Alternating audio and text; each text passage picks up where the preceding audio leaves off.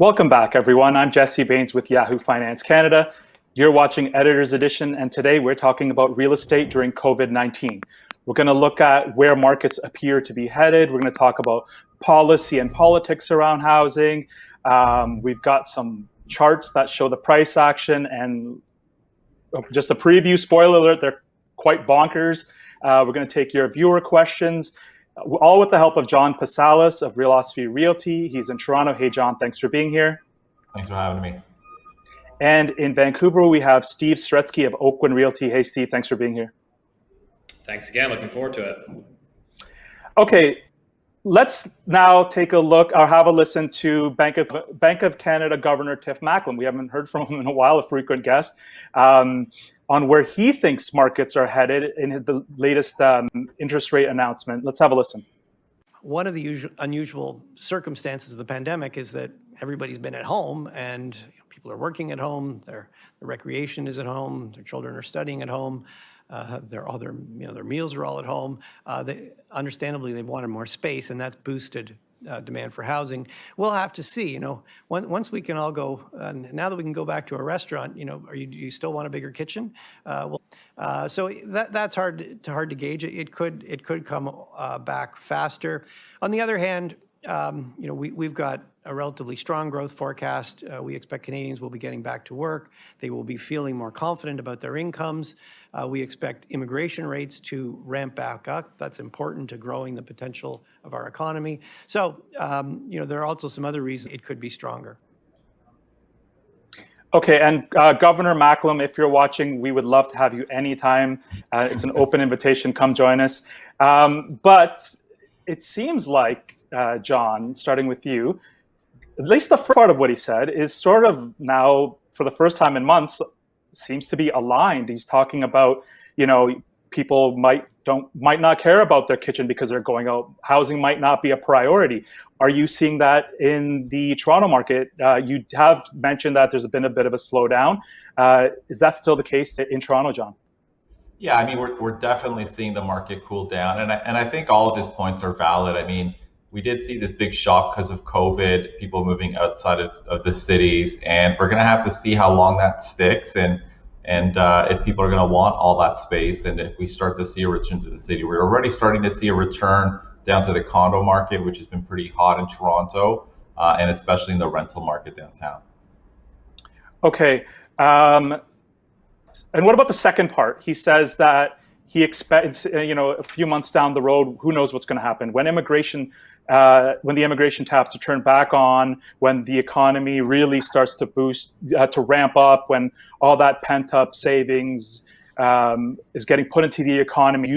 Expect to see another big rally, John? Yeah, I think this is the hard part. I mean, the position they're in, obviously, people who analyze the housing market, that there are a lot of unknowns still. I mean, obviously, the federal government's goal is to ramp up immigration, obviously to fill in jobs. There's a big gap there, but also to support the economy. I mean, driving the housing market. But the reality is, are we going to see the same type of population growth as we saw in the previous 5 years?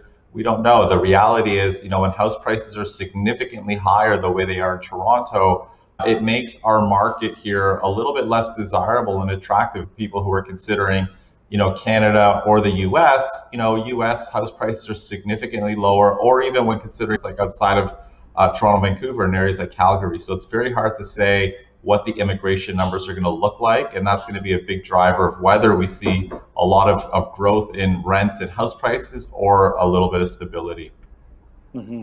And it always amazes me to see headlines about a U.S. house price bubble and how much house prices have shot up. But when you look at the situation here, it's just like, that's cute, because we're gonna show a chart to show the difference in house prices and disposable income over the last few years. Later in the show, stay tuned, and then we'll really see the difference play out when it's in chart form. But Steve, are you seeing what Tiff Macklem's seeing when it comes to the Vancouver market right now? I think it's probably one of the few times that I will agree with him. I think that we're seeing definitely like this, I think housing was kind of that pandemic trade, right? I mean, everyone getting locked into their houses, wanting we can see that in the composition of sales, right? It's people have been gravitating towards single family houses, going out to the suburbs just so they can get one, townhouses, and now as we're reopening, particularly here in BC, high vaccination rates, like everybody just like it feels like housing has kind of taken a back door in terms of priority level. We're seeing just a slowdown, particularly in the single family housing market where prices have gone up, significantly. And so it's going to be interesting to sort of see in the fall, as we going back up into the cities and getting back, at least some people back into the office. And it's kind of interesting. It's a little bit like John said. You mentioned, Toronto's rental market downtown. Same thing here in Vancouver. I talked to property managers. And they're all reporting the same thing, that activity levels, rental demand in the downtown Vancouver market is red hot. And 8-9 months ago, it was you were slashing rents, you were taking you longer to find a tenant. It's a completely different story right now. So is that a case of rent sort of catching up to the condo prices that had already been catching up, Steve? Actually, I think that the downtown condo market in terms of resale prices, they've been pretty much flat for the last year. 2-bedroom condos downtown are still down from COVID levels just because of the urban exodus. So I don't really think it's a factor of that. I just think you're seeing more people. Again, economy's reopen. Where do people want to be? They want to be out of the bars, the restaurants, closer to the downtown, and the rental market's certainly reflecting that demand. So it's interesting to note the change. Are you noticing more people, Steve, want to rent condos or smaller homes, townhomes, whatever, downtown or in the burbs? What you've seen in the suburbs, for example, is trying to rent a single family house has been a nightmare. It's been lineups around the block. It's been almost like rental bidding wars, and so that's been the really tight segment of the suburban market. Now if you're coming downtown or into the inner city, again we're seeing the condo markets downtown in particular have taken a noticeable directional shift. Okay. John, in the fall, what do you expect to see? Do you expect everybody's gotten, going out on trips, going out to dinners out of their system, and then a refocus back onto the housing market and another big wave? I know immigration, you already mentioned, is uncertain, but just sort of buyer preferences and sort of the way things kind of flow, what do you think will happen in the fall? Yeah, I think we think it's going to be pretty busy on the buying demand side. We tend to see a lot of early indicators in that our office, both through online inquiries, requests. A lot of our agents are starting to book appointments for people who are starting to look in the fall. So I think on the demand side, it's still going to be pretty healthy. The big unknown is going to be what the listing volume is going to be like, and that's ultimately going to determine how competitive the market is or how soft it is. And that's kind of one thing that we're going to be keeping a close eye on. Okay, and Steve, what is your fall outlook?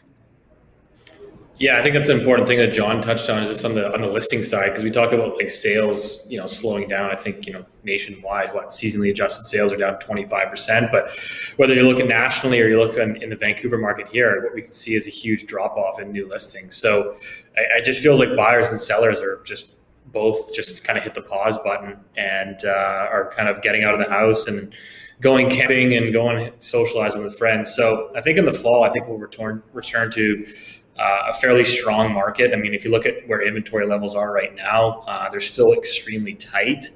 2 months of supply for single family houses under $2 million. So it's hard to sort of envision a dramatic shift in the fall. I think it'll be a relatively healthy market, but it's certainly not going to be the frenzy that we saw over the last 12 months. But I think we'll get back to a more normal market. Relatively healthy. That's an interesting way to put it. It's like only eat fast food 3 times a week and drink 3 times a week, kind of relatively healthy, versus 7 days a week healthy. But we'll see. Okay, let's move on to viewer questions. Let's start with Twitter. The first one comes from Infinite Jess. She asks, or she, instead of holding on to my large downtown Toronto condo and renting it out of principle, I sold it to someone who lives in it and works locally. I got a lot of equity. I'm living with family while waiting to buy, but prices continue to rise. Was this a dumb move? And you see this of people trying to time the market. I think if we could all time the market accurately, we would all not be sitting here. We'd probably be sitting on it somewhere. COVID restrictions, depending. John, what's your advice for Infinite Jest? Has this viewer made a mistake? I mean, it's so hard to say, but it's certain the market, they may have made a mistake. I mean, condo prices in Toronto went up, 10% probably in a couple of months. Like literally, they were in the low 600,000s in December, and probably close to 700,000 as of February, March of this year. So always a bad move to try to time the market. I mean, at the end of the day, if you wanted to sell and you needed the money for something else, it's completely different, and prices went up. That's fine, that happens, but you never really want to try to time the market. It's really impossible to predict some of these changes. So we'll get into that a little bit, just a bit of a follow-up here, John. We'll get into some of the price action that we've seen in the outskirts of Toronto, not even the suburbs, but almost rural areas. But some of those places, you've seen huge increases, like 50% in some cases. Is that a situation where you might say, go ahead and take some money off the table? Yeah. So that, I mean, Kate, if you're an investor, 100% that starts making more sense. If you're really loaded up on single family home investments in the suburbs, I mean, yeah, you may want to take, even if you're not a pessimist who thinks prices are going to crash. I mean, the flip side is, how much more are they realistically going to go up? And I think that's more of the narrative that we're hearing from investors, is that they're just not optimistic they're going to see as much growth in the years ahead. So they're taking money off the table. So it makes sense. But if it's your principal residence, I mean, even if it went up 50%, you got to live somewhere. So I don't think it makes much sense to sell unless you're planning on moving out of the city or out of that market anyways. Yeah. Okay. So, we're getting a little deep into this. What if you live in some place like Brantford and you see your home's appreciated by 40%, but in some place like Brampton, where it's appreciated 20%? Is that a move that you can sort of take advantage of if you are willing to, if you don't really have ties, you're willing to relocate anyways? How would you advise somebody in that kind of situation, John? I mean, you can't really trash the market like that because they're so different, right? So at the end of the day, like I said, if you're planning and wanted to move to Brampton anyways, then you take an advantage of the fact that prices haven't gone up as much. The reality is the type of home you're going to have is completely different than the one in Brantford. So it's very hard to make these decisions just based on price movements. Obviously, there's work, lifestyle considerations that I would say arguably are more important. Right. Okay, let's move on to SPX Trader 2.0, again on Twitter. Now, this is more of a comment, not a question, but bear with me here. So SPX Trader 2.0 says, and this is when we asked for people to solicit questions, and this viewer's view is there is no question. Just buy it only goes up. Unemployment, output, gap, worse business optimism, labor participation rate, none of this stuff matters. Rocket ship to the moon, I think 8 or 9 of those emojis. Now, Steve, what is wrong or right or okay? I mean, for 20 years we've been watching, well, we've had our dips, but we just kind of see house prices just sort of going up and up and up and up. I mean, is there anything wrong with this kind of view? What would you tell somebody who thinks this way? Yeah, I've had the pleasure of engaging with this individual quite a few times on Twitter, actually. It's always a fun banter back and forth. But yeah, I think their view is sort of deflation, housing crashed.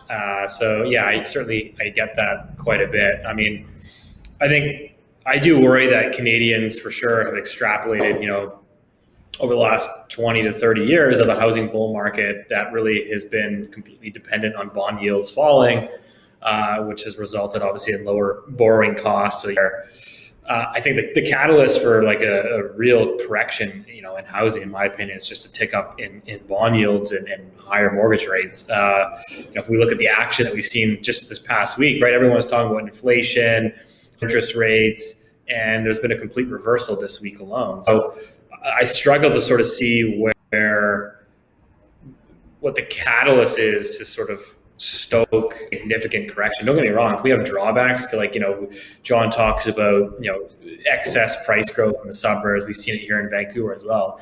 Do I think those houses are overvalued too far, too quick, and they're ripe for a correction? I think that's more than realistic. Okay. Is there anything besides interest rates that can derail this? I mean, a pandemic and record low unemployment rate certainly didn't. Is there any other way, Steve? Yeah. I mean, I think that there's always little. I still think like it's not going to be like an internal decision from the Canadian government, the federal government, to suddenly come in and crush home equity. Like they've come out publicly and said that it just doesn't make sense. Like your entire economy basically at this point is predicated on a strong housing market. So they're not going to intentionally do that. I think it's going to be some sort of external event. Maybe it's some sort of liquidity crunch in the Eurozone, and that sort of filters through into our banking system. It's not going to be intentionally by design that, hey, on the Tiff Macklem of the Bank of Canada, let's just start hiking interest rates to 2, 3, 4, 5% just because we feel like it. So it's going to be some sort of external event that is out of the control of our policymakers. Right. So some sort of black swan, I guess you're saying, right? And I should note that Tiff Macklem in that monetary policy report, actually no, it was the interest rate decision day. He said that the Bank of Canada said that they expect a handoff now that the Canadian housing market has sort of held up the economy. Now we're going to see different things, spending, the economy, different parts of the economy basically be the engine now. So it's almost as if he expects to just sort of slow down anyways and no action required, and we can just sort of go about our business. Okay, let's move on to, sorry, did you have a comment? Yeah, I was just going to say, I mean, I think like I was reading the report too. I mean, I think that and what he said, it was basically, I think they're hoping that ultimately like the strength in the housing market, has created this wealth effect that's going to spur additional spending. And if you look at, I think it was their monetary policy report, they have housing being a drag on GDP growth in 2022 next year. So yeah, so it'll be interesting to see. Okay, let's move on to Expat Canada No Future is the handle. So this is a question in the form of a comment, I suppose, but what do you guys think about the questionable, what this viewer calls the questionable morality of the federal government giving homeowners $500,000 in free cash for energy efficiency upgrades after they already received massive gains in value over the past year while giving renters nothing again? John? I mean, I think there are, there are obviously goals for this. I mean, I'm not an expert in energy efficient upgrades, but, stimulate the economy and provide probably environmental benefits as well. I suspect those are the key drivers. I don't think it's just a handout to wealthy homeowners. Okay. Steve, what's your take? Is this the kind of policy and announcements that are appropriate at this time, considering there is a large number of Canadians who are frustrated with the situation for first-time home buyers and buyers? We know that parents of first-time home buyers are equally frustrated because they're worried about how their kids are possibly going to be able to afford a home. They're not having to sell large gifts, the bank of mom and dad. We hear that all the time, that's a big source of down payment money. What do you think about this announcement, Steve? Yeah, I mean, I think that Canada's in a similar position to Australia. I think it was the Australian, the head of the central bank there, right? He basically talked about essentially it is creating larger inequality, which they're aware of, because basically unless you have sort of parents on the housing ladder, it becomes that much more difficult for their for their children to get onto the housing ladder, because so many people are requiring either a co-signer or a gift as a down payment to get the housing ladder. And then obviously once you get on, it makes life that much easier to sort of try to climb that housing ladder. But the biggest challenge is coming up and getting the first one. And so we're seeing is really just, it is essentially a wealth transfer, right? Parents that have been in the housing market for 30 plus years, helping their kids out. So I can certainly see where the frustration lies, but I just don't see any willingness or desire to change that. I'd be curious to actually see, now that CMHC's got a new, CEO, and I think there's growing pressure on, first-time home buyers, millennials. Do they start to look at, I'm not saying this is the right solution, but do they start to look at, insured mortgages being capped at a 25-year amortization? Do they start looking and saying, why don't we push this to 30 years? Certainly for a young buyer that's say 30 years old, I mean, they've got a long life ahead of them. So I don't know. It's going to be very interesting. Like, I still think the solution, more or less, should be tightening credit standards for investors, people looking for fourth or fifth house, and probably they should be loosening credit on for first-time home buyers to sort of level things out a bit. Mm-hmm. Okay, let's move on to the inbox. We have Bob Herr asks, hi, Jesse. Okay, this is great timing because we've been talking about government policy here. But hi, Jesse. My question is simple. Why does the federal government get involved in the residential real estate industry? It would be much better for everyone if the government kept its nose out of the value of residential real estate. Only communist, socialist countries control real estate values. Is this where we are heading? John? I mean, I don't even know where to start with this because, listen, I think at the end of the day, organizations like CMHC were created to help people buy a home and get onto the property ladder. So certainly I can appreciate how Bob maybe thinks that's, only has a place in socialist or communist countries. I don't know if I agree with them. At the end of the day, I think there is space for governments to get involved. And at the end of the day, there's tons of important things governments can do to regulate housing markets and try to keep things balanced. I mean, Canada hasn't done a perfect job at it, but certainly we don't want, for example, our homes to be used as offshore speculative investments that are effectively safety deposit boxes. That's generally a bad thing. Most people can agree that it's a bad thing. And the only way you can fix that is government intervention. So I don't necessarily agree with Bob. Okay, and this one's for you as well because Kiddist T asks, do you think house prices will go down in the next 6 months in Ontario, specifically Toronto, John? Yeah, I don't think so. Again, the market is so tight right now. We have like 1 month of inventory for houses, month and a half for condos. Like, you might see some houses are getting a little bit less money than they would have gotten back when there were 15 offers on homes. But as a whole, I don't think we're going to see any really negative trends down, at least not for the end of the year. I suspect it's going to be a pretty tight market. Okay. I want to take a look at a chart now from Rabideau of Edge Realty Analytics. And this shows the benchmark house prices. Now we see this, now this is not Bitcoin or Dogecoin or any cryptocurrency.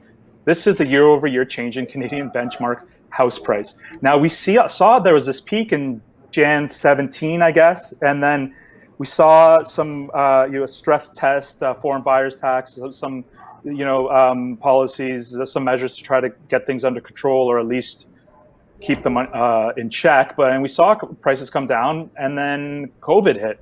And just look at that rapid acceleration. Steve, if it were not for COVID, would we still be below that Jan 2017 peak? Yeah, I think COVID's played a massive role. I mean, I think that there's no question policymakers have pushed and enabled people to go and borrow money, right? I mean, if you remember the pandemic, it was Tiff Macklem that told everybody that he would keep rates low until 2023 and for a long time afterwards, and that you should go and borrow money.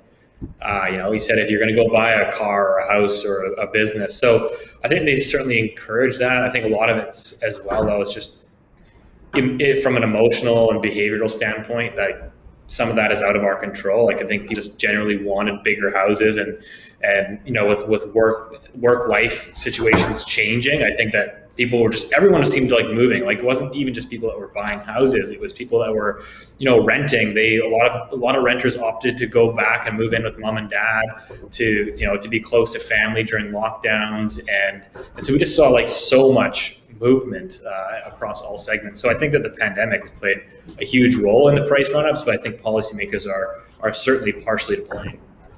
Do you agree with that assessment, John?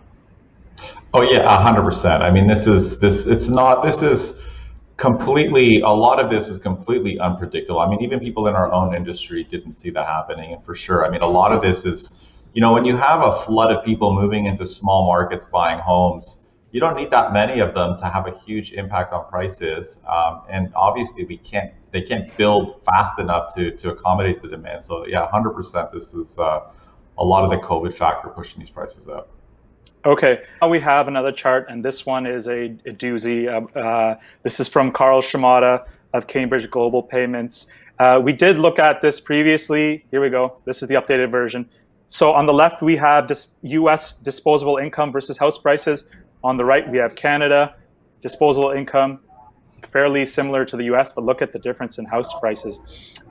It is staggering. It's a straight up parabolic line, but I don't think house prices work quite like stocks. When you see a parabolic rise, often it's followed by a decline, but we'll see. What has been the key difference maker here, Steve, when it comes to the discrepancy between the US and Canada, Steve?